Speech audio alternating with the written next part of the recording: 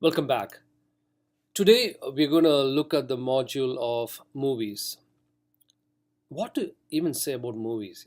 I mean, I am a big fan of movies right from a time I remember what was happening around me. I grew up watching some of the stars, there are movie stars from the United States who I thought was the biggest thing ever. I think when I was growing up, my stars were like Sylvester Stallone and Arnold Schwarzenegger, and then Harrison Ford, and yeah, I was a big fan of the Indiana Jones series. So movies is definitely something that you and me and everybody can relate to, and it is part and parcel of our life. And many people have written so much stuff about movies. They say, movies is a way where we escape reality. It's called also the willing suspension of disbelief. We know it's all fake, we know it's lie, but still we laugh and cry and get scared with that. And that's the beauty of movies is a fantastic creative mass medium, and it is important for us to know how it all started, so as to kind of get to understand what this medium holds for us. And let's get started. Before that, I want to briefly talk to you about what can you expect this week. July 14th is your term exam, so be ready for that. It's already on D2L, so you can take your time to finish it as soon as possible. And I understand working in an online environment is has some constraints, so I'm giving you the flexibility. There are no word limit for all the answers, but then don't give me just one or two words. Like rather, I want you to give me a convincing explanation of why do you think certain things is like this in certain ways. I think that is what is critical. And please don't like, oh, how many words, like 200 words or 300 words. I don't care. All I need is your ability to synthesize information, what was presented in this presentation, in your chapters, and your general observation, and how you're able to blend those stuff in your answers and your how you explain that. I think that's what matters. So just enjoy the process and don't be really worried about the word limit and all that. Okay, good luck with that. So in this module, we are going to look at three aspects. One is we are going to look at the evolution of movies from the silent era to the talkies to the present days. We're going to look at how much of clout and influence the movie studios have on movie production, and then we're also going to have the impact of movies on our life. And if you feel that something is interesting, please hashtag S17212 or hashtag Com212 or hashtag Ramthis, whatever you see is convenient. And let's get started with today's presentation.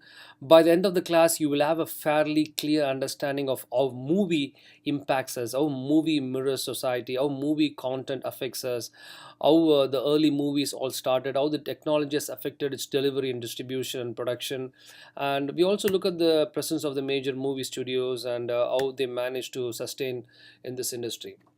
So I'm going to play this oldest surviving film ever. Obviously, there are many people who actually were experimenting with films and all that stuff, but this is the only film that's is just like less than 2 seconds. And I know it's crazy, but it's a movie directed by Louis Le Prince, and it was just for like couple of seconds, and people were kind of they couldn't believe like they were life size or image on a screen. They thought that was like humanly not possible, but they were able to recreate that. So it was very humble beginning, but then it has definitely come a long way. This is called the Round Hay Garden scene, which was actually shot in 1888 from France. And in the United States, this is the first motion picture to be copyrighted, and it was around 1894. And the credit all goes to Thomas Edison. Thomas Edison, as we discussed, he has been a very crucial figure in the field of the broadcasting and the field of movie making industry as well as in phonograph, also audio. So Edison is a very important figure, and this is just a scene of the first copyrighted scene. Let's see how Fred Oates as was an assistant of Edison.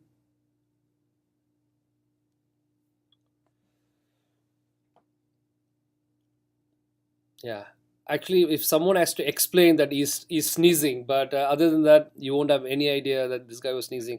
So the Fred Ott's sneezing scene is the first copyrighted motion picture, and this was around 1894.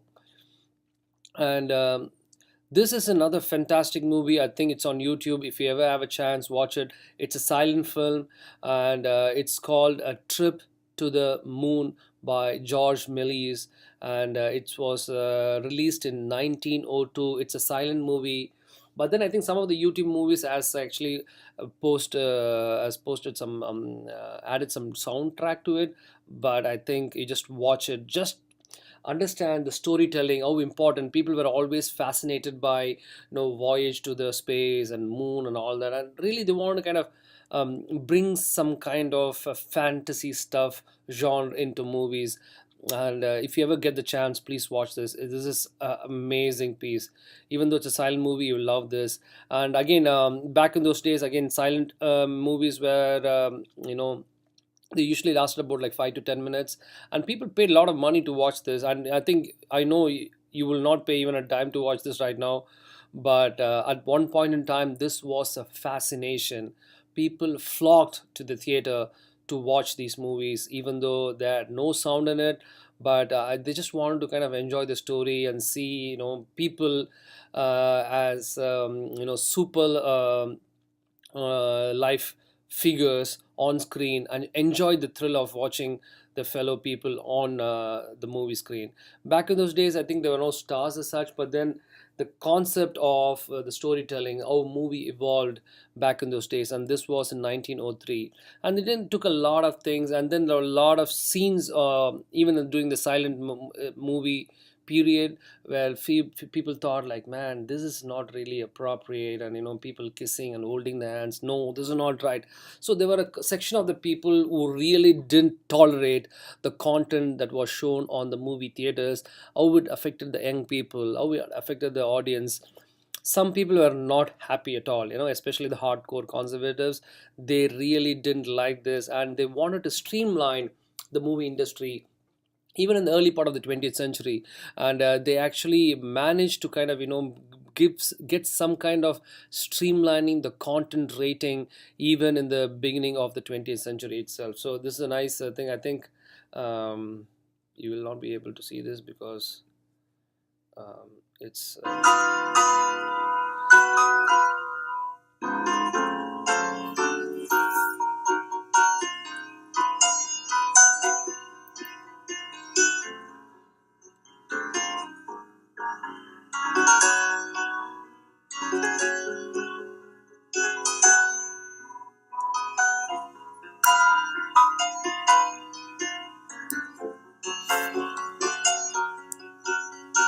well, the point is, yes, kissing on the silver screen was supposed to be considered very kind of offensive, and people didn't really like it.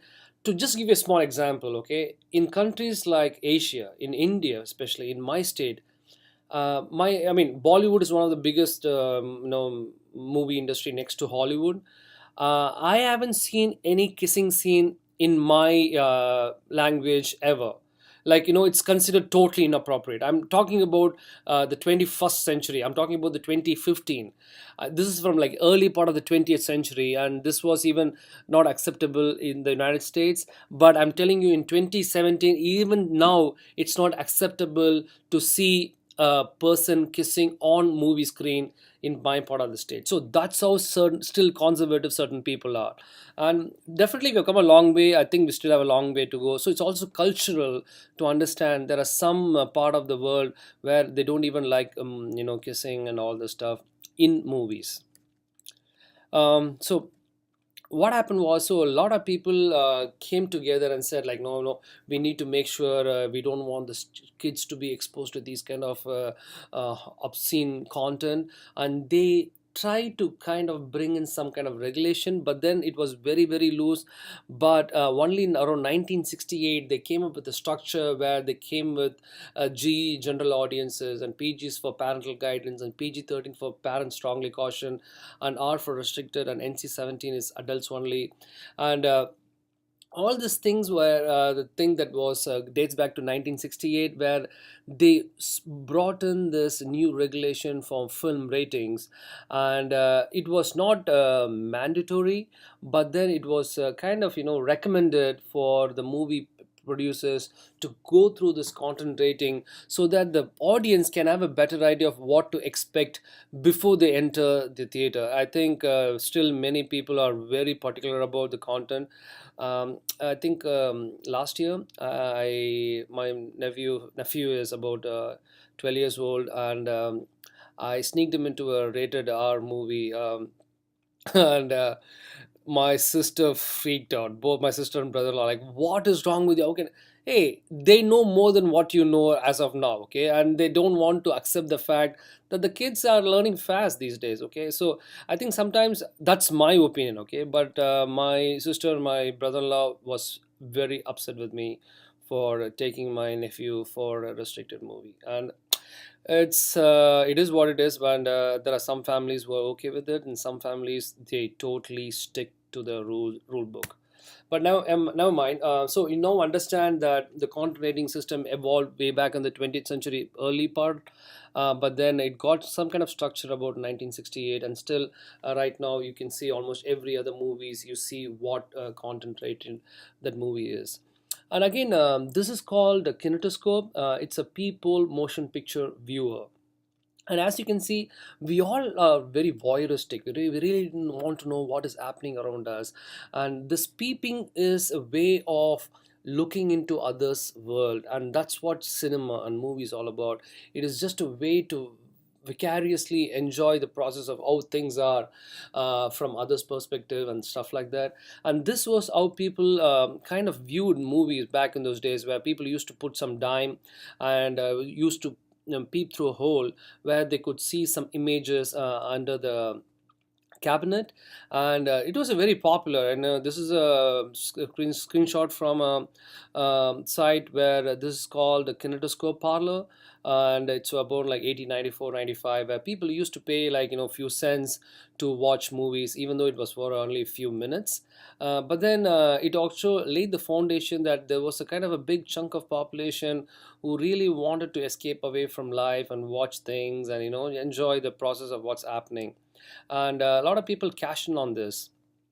And these are the two technological gadgets that you are required that requires for the movie industry. One is capturing the images in a motion picture camera, and the second one is the projection. After the capture, you need to exhibit the product, okay. So these are the two important gadgets that is required for the movie industry. And this is way back in the early part of the 20th century, and these two concepts still are in vogue, okay. You still need a more motion picture camera, and you still need a projection, but the only thing that has changed is that the quality and the kind of the materials that are used in this two important gadgets. One is the camera, and the second is the projector to display what you have shot.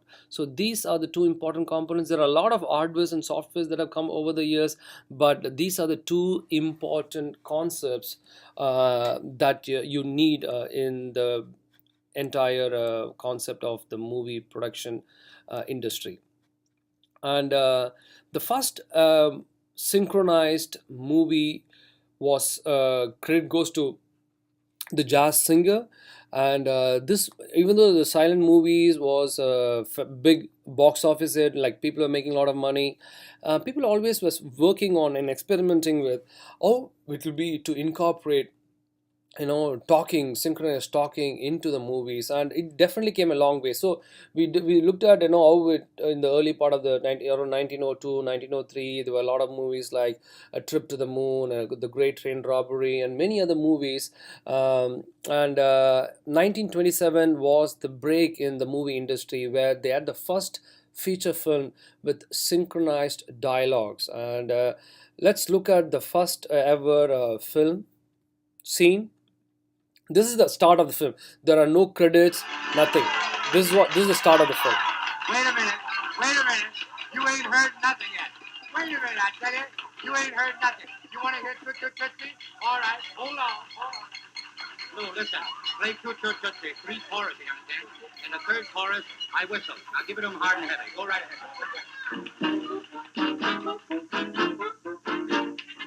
Toot Toot Tootsie, goodbye. Toot Toot Tootsie, don't cry.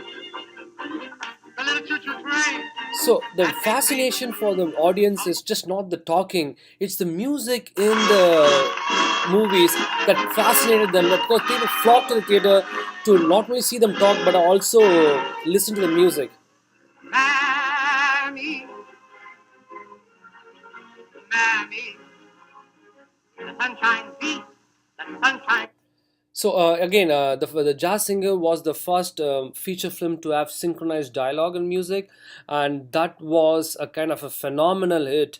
And ever since that, I think there were a lot of technological changes that happened, and many companies came forward to incorporate different other genre of having drama and comedy and scary movies. So those are the things that slowly took shape after the launch of the first feature film with synchronized dialogue. And they also actually worked on cartoons and animation and color, and that was actually that was too much for them because they used to draw each and every scene by hand and then make a movie. As you all know, movies frames per second, so they had to do like drawing over like several pages and make it look as if it's one long shot.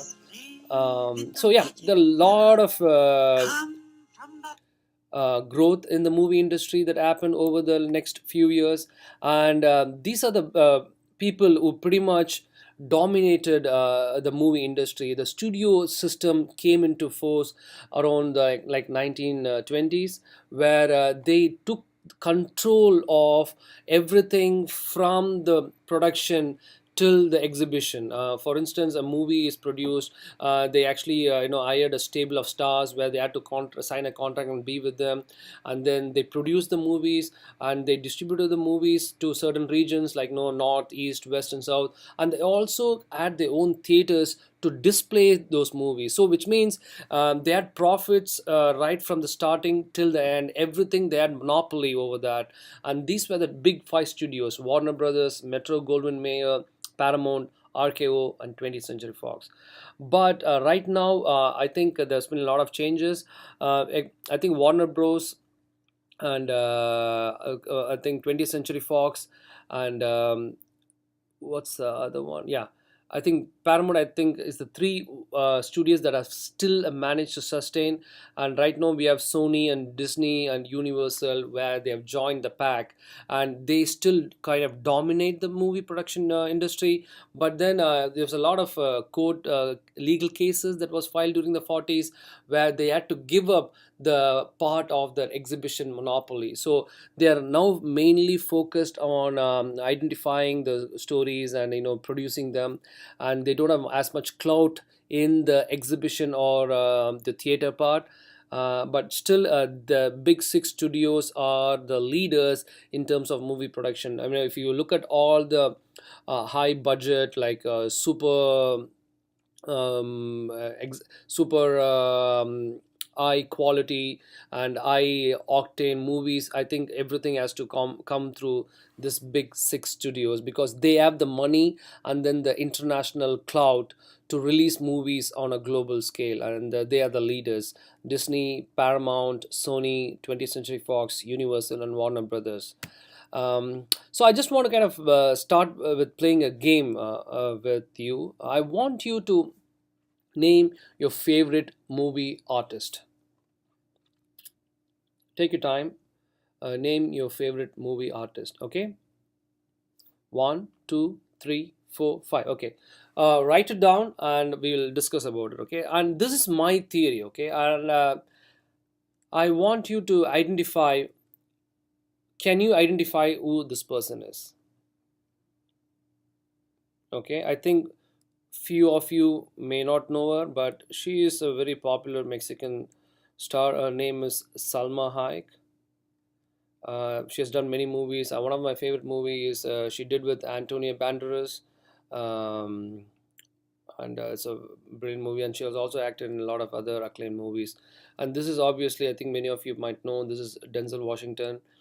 He's a very popular African American star. He's an Academy Award winner, and he has done a number of wonderful movies. I think uh, recently, I think he did a movie where I'm not able to place the movie, but I did see a movie which I think one of his favorites is called The Bone Collector, and I think yeah, he's got a lot of good movies to his credit. Of course, these are the power star couple. They're not a couple anymore, Angelina Jolie and Brad Pitt. But yeah, you must be familiar with these people. But let's move on to this guy. How many of you know this guy?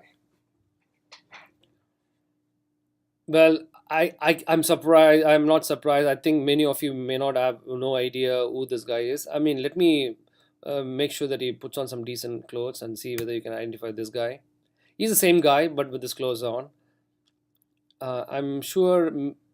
I think nobody. I think maybe one person might have identified this, but I think mostly nobody would have identified this guy. Uh, he is one of the world leaders. He is the Prime Minister of Canada, Justin Trudeau. And I guess few of you, if you're interested in politics, you might be familiar with this figure. Otherwise, you won't have no idea who she is. Her name is Kellyanne Conway. And I'm sure nobody in this class will know her. I can guarantee this. I can guarantee and say that nobody will know her, but she's a very important person. She is the Prime Minister of Great Britain or United Kingdom, Theresa May. And why I'm telling you is that movie stars are popular than political leaders. That is how powerful movies are. These are the people who kind of affect you and me. I mean, in a much more intimate way than you can comprehend, because their policy level decision can affect people everywhere. So this is my thing. This is what I feel. Movie artists are definitely popular than famous politicians and world leaders, and that's why it's true. That's what my theory is. I don't know, when you all give the answers, I might find out. And when I asked you to think of a movie artist, you would have invariably thought about some mostly like white American actors, and maybe a couple of white female artists. This is my guess. And I think very few of you would have given any other actors, like any a Mexican actor or a black actor or any other actors of other ethnicities, because movie industry is pretty much a whitewashed industry. There's a lot of white domination in terms of everything, right from production and distribution and exhibition, the technical part, the content, everything is purely white. That's why even in Oscar they was like Oscar so white. They even had some kind of protest a couple of years back, and they're trying to bring in more diversity. The importance of diversity is very important, because movie has a lot of impact on us, and we don't want to stereotype. And sometimes stereotypes are good and sometimes stereotypes are bad, but especially stereotypes in movie are very bad, and that's a big module lesson for itself. We'll save that for some other time. So usually the 1940s is considered the golden age of movies. We saw the silent movies were very popular during the initial part of the 20th century.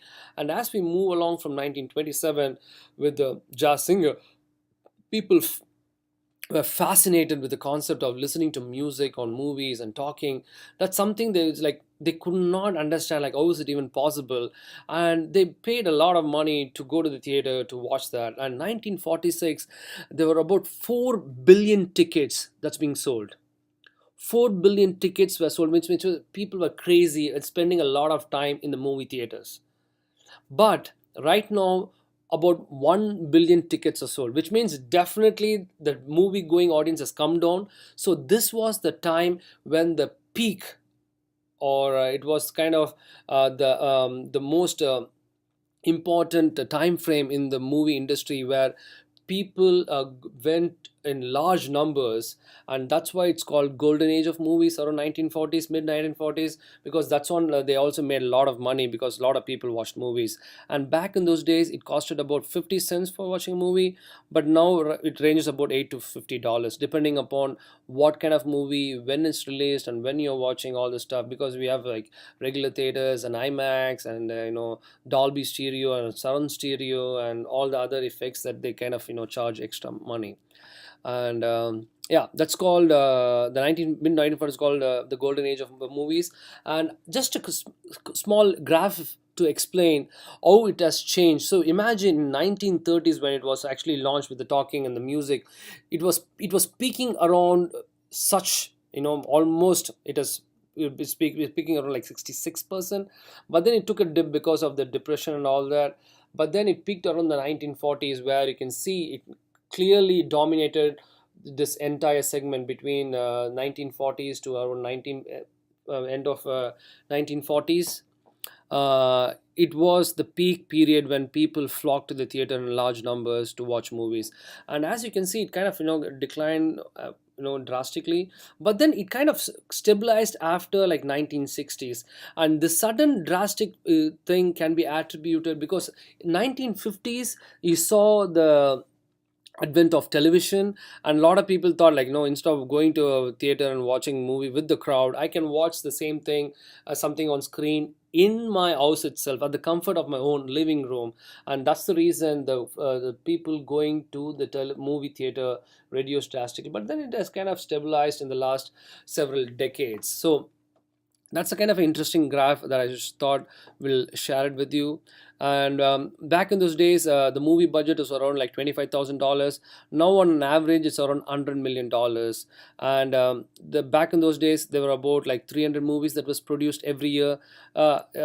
Nowadays, it's around like 600 to 650, somewhere around that figure.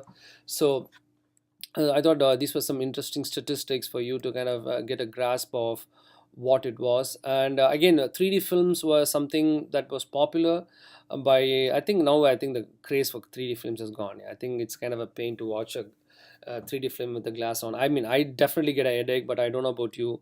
I think when I was a young guy, I think my dad took me to a 3D film. I fell in love with that.